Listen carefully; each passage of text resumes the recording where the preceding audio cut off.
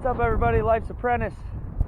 Today we are on top of the city here, doing a little rubber roof. See behind me? We're way up here for a house.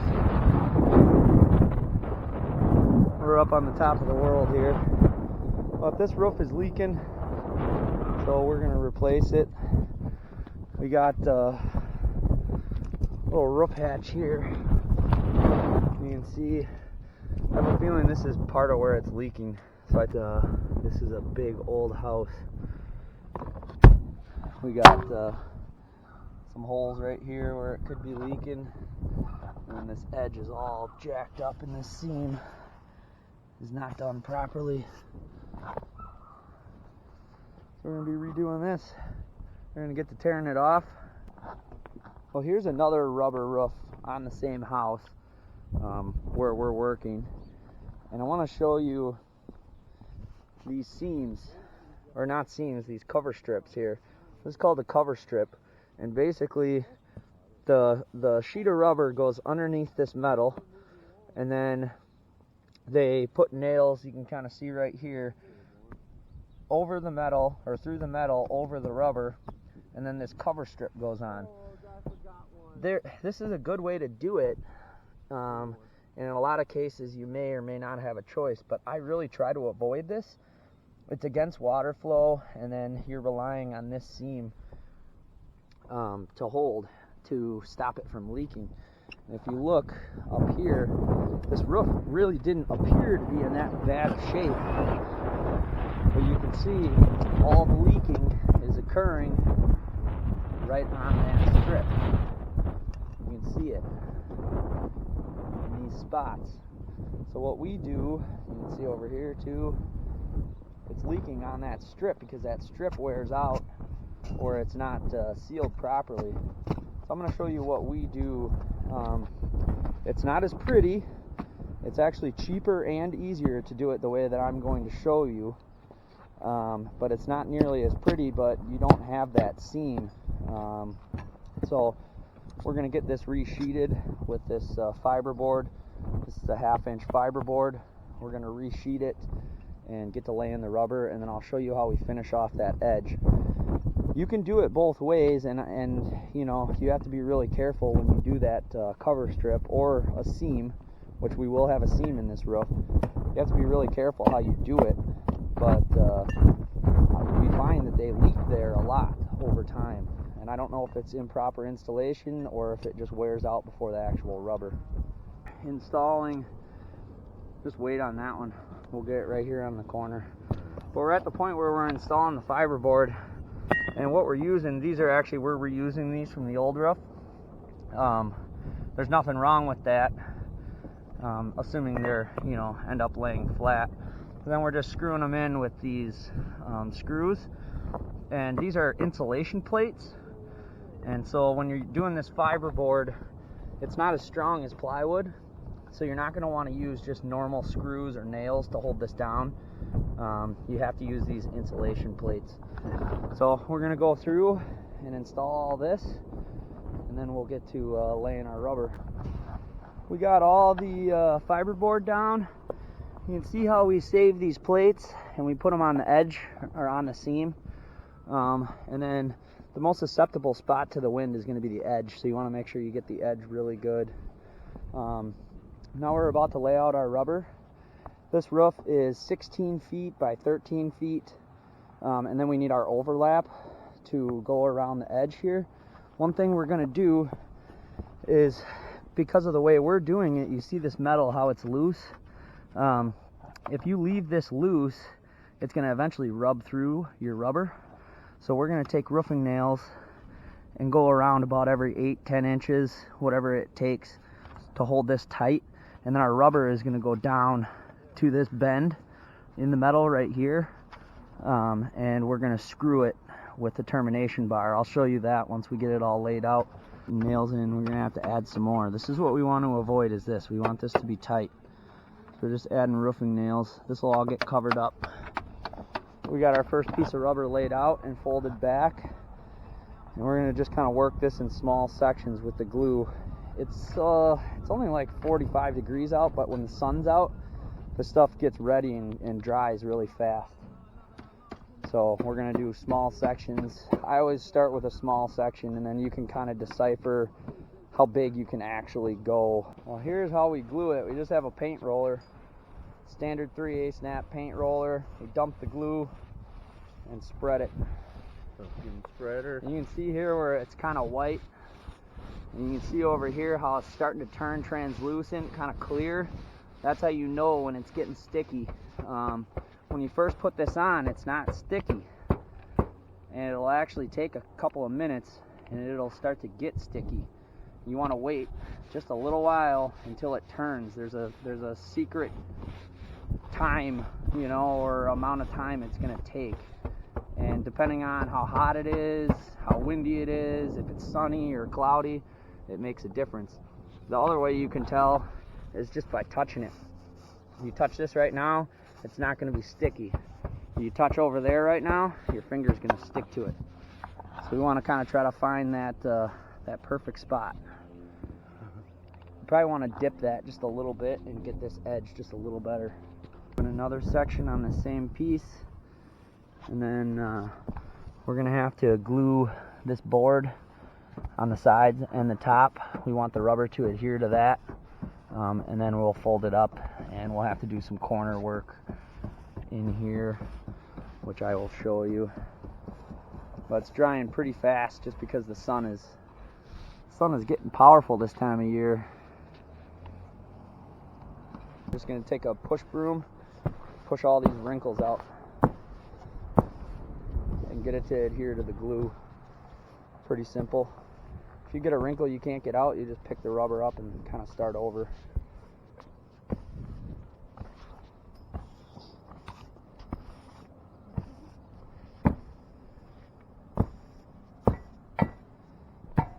You can see it's nice and flat, fully adhered. Right here. You see what I did here? We're going to end up having a seam right here. This will overlap about 4 inches. But right here I cut this. You need to cut this. Don't cut this straight. This has to get cut on an angle like this. Otherwise you're going to create more work for yourself. You can see how I did it here too. And we'll be able to put a corner patch over the top of this. You want to make sure you cut it on an angle so you have enough to go up over this manhole or whatever you call this thing. Alright, well, we got a plumbing stack coming out of this roof right here, and in order to do this properly on a rubber roof, I've seen this done improperly so many times. You need to buy this this special boot. Any rubber roof supplier is going to carry something along these lines. It comes like this, so it's adjustable from like 1 to 6 inches, and then you're going to pick your spot to cut it. So you can see I've cut it. On this side is just like any seam or cover strip or anything like that. It's you're going to peel this off eventually, but first thing we want to do is we want to put it on the pipe here.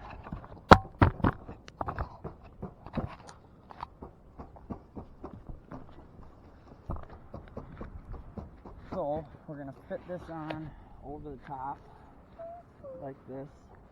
We're going to get it where it sits nice and flat, and then you can take a Sharpie or a pencil. I like using just a ballpoint pen for these kind of things, and I'm going to mark this edge with the pen, and that's going to let you know where you need to clean and where you need to prime. So now this comes back off.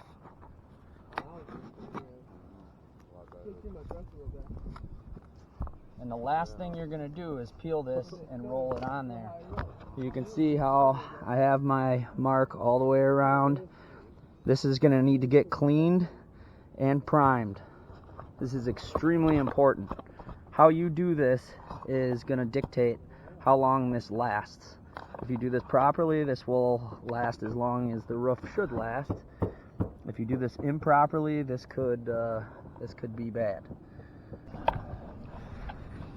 So on smaller jobs, We mostly shop at Menards for most of our materials. They sell what's called this roof kit, and this is the rubber roof. This is primer. We have latex bonding adhesive. I don't recommend using the contact adhesive. It's very hard to deal with unless you have a lot of people or you're extremely, I guess, fluent in flat roofing. But I really like this latex bonding adhesive. I've used it for almost 10 years. I've never had any problems with it. This stuff is expensive. The accessories, 3.5 gallons of glue here, $200. This thing's like $80. And these boots and the seam tape and everything, this is like a $50 boot.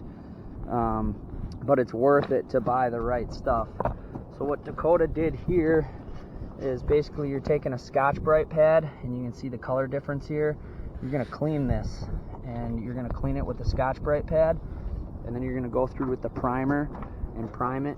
And this goes for seams, this goes for the cover strip, any corner pieces, or even this boot like this. You have to do this, and take your time on this part because it's important. But if you have a large rubber roof, I would get my stuff usually at ABC Supply. But we do a lot of these small rubber roofs in our area on additions and stuff like that. A lot of people put these crappy tar roofs on and rolled roofing. Do not waste your time with this garbage. These rubber roofs are far superior to any other flat roofing, in my opinion, unless you're doing like a TPO type roof. But these are pretty easy to do. They're fairly inexpensive. You don't have to buy 3.5 gallons of this. You can buy it by the gallon, which is probably all you need on a roof like this. But we buy the bigger stuff because we'll use it eventually. So here you can see we have it primed. It's cleaned, it's primed.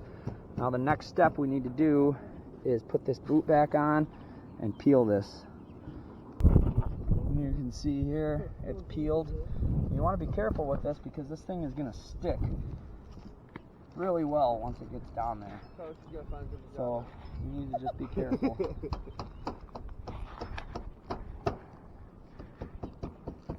Okay, I'll give him $5 if it makes things come back up. I'll give it fun.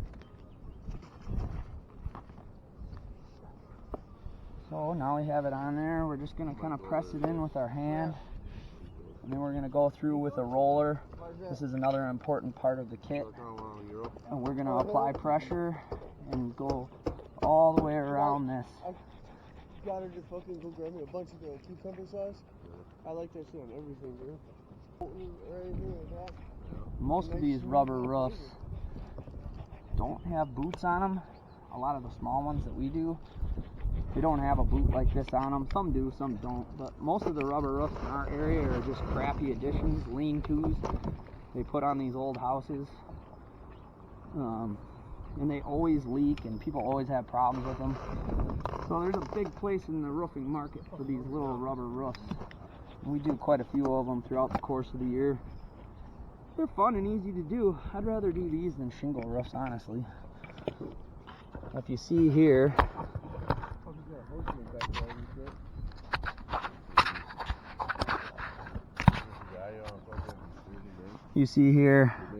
you cannot peel this stuff up. I mean, once it sticks, it sticks. And if it's done properly, this will last a long time.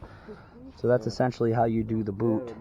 But the practice of cleaning and priming is going to carry into other parts of this job. So what I've done is I've marked this again with the pen so that you know where your edge is. We got like a 4 to 6 inch overlap. And then we're going to go through and do the same process as we did on the boot over there.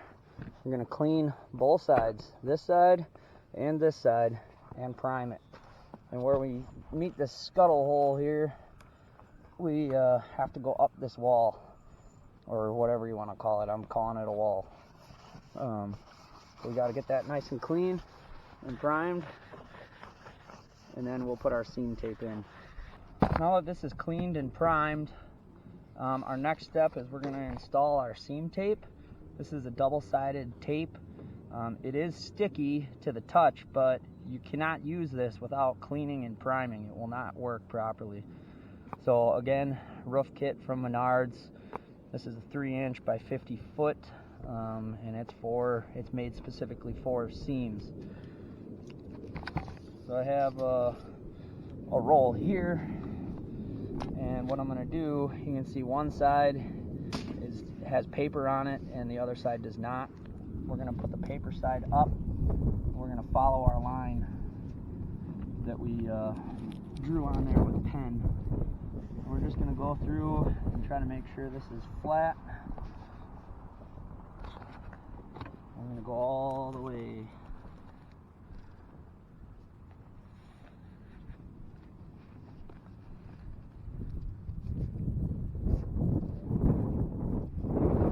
Now here you can see I ran just a little bit short, and I'm going to show you what we're going to do here for that. I'm going to cut a piece. This is long enough to reach. I'm going to peel this back just a little bit, and I want to make sure that these overlap. We're going to stick that on there. You're going to make sure that it gets into this corner really good and up the wall into our scuttle.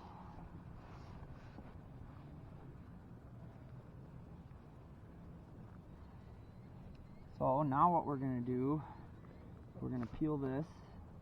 Normally I wouldn't peel the whole piece, but since this is a little piece, I'm going to.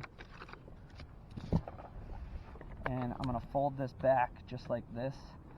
And we need to be very careful that this gets into that corner ever so perfect. Because this stuff, when it sticks, it sticks.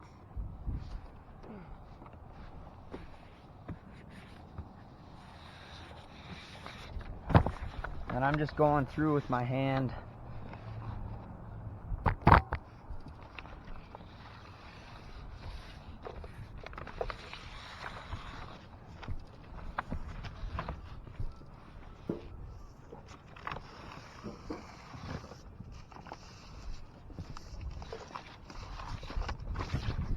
Just going through with my hand.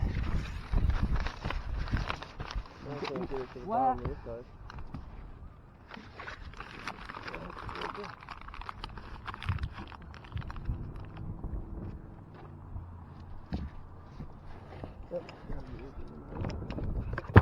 And then we're going to take our roller and roll out any of these bubbles.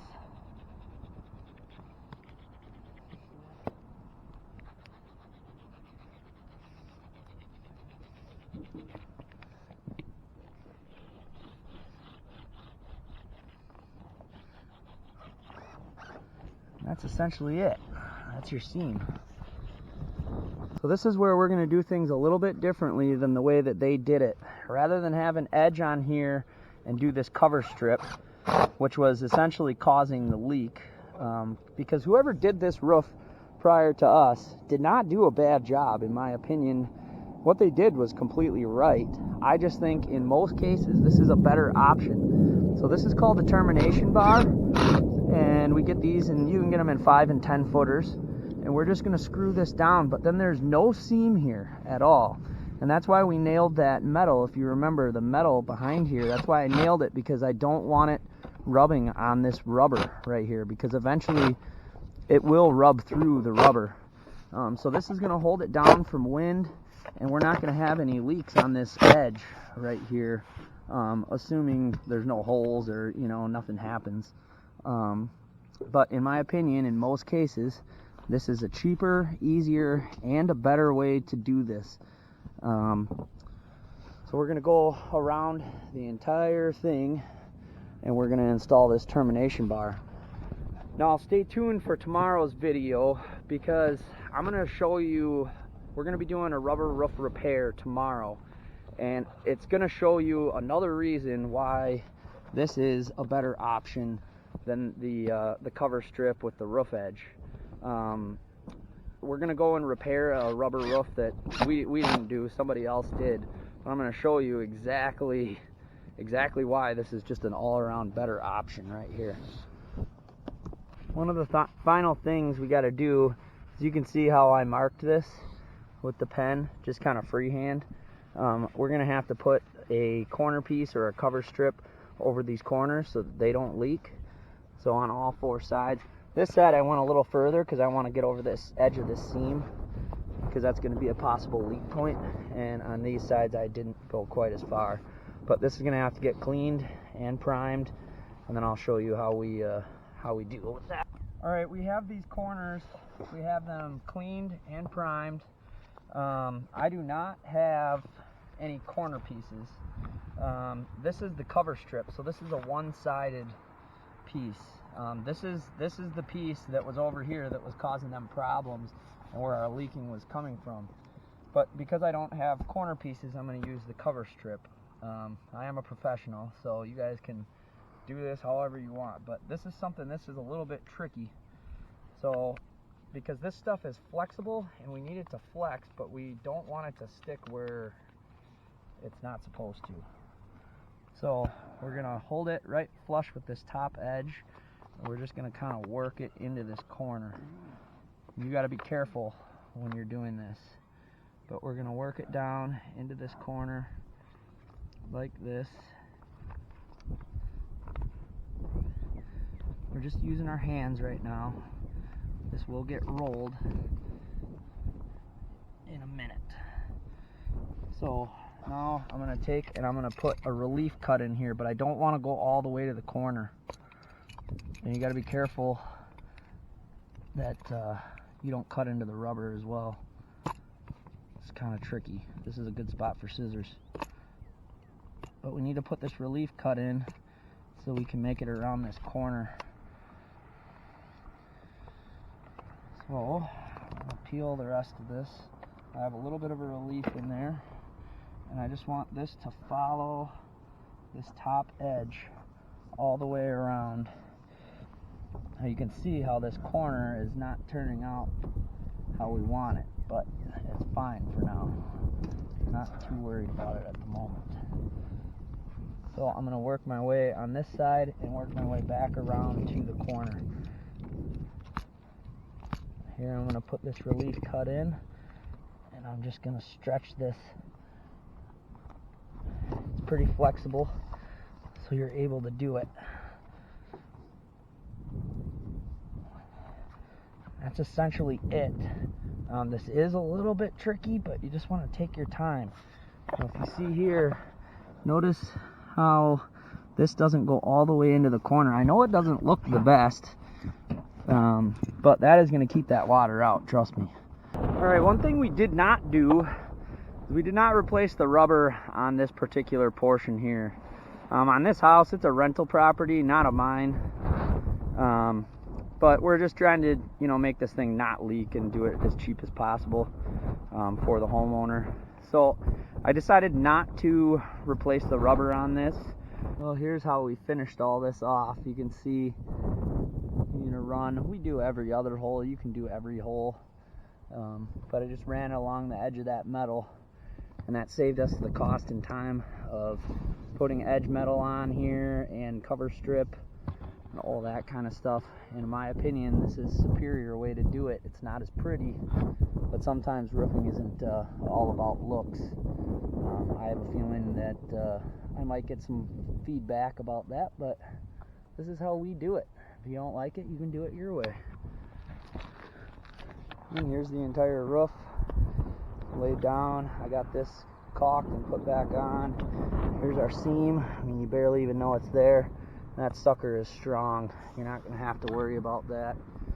Little spilled monster right there the wind got. But that's essentially it. Well, that's how you do a rubber roof. If you guys are into roofing and siding and stuff like that, you need to subscribe and hit the like button on my channel. We are a professional exterior company in Wisconsin, and it is spring here, so we are about to go full bore shingle roofing, metal roofing, flat roofing, siding, windows. We're about to start hitting her hard, so we'll have a lot of videos coming out. If you like that kind of stuff, hit the subscribe button. Also, I watch some other YouTubers, some roofers and stuff like that. If you guys watch World's Fastest Shingler and some of the flat roof videos he's done, you need to tag my videos in his, because he does flat roofs like a complete idiot. He needs to learn how to do rubber roofs. So that's it for this video. If you liked it, hit the thumbs up. I'll see you on the next one.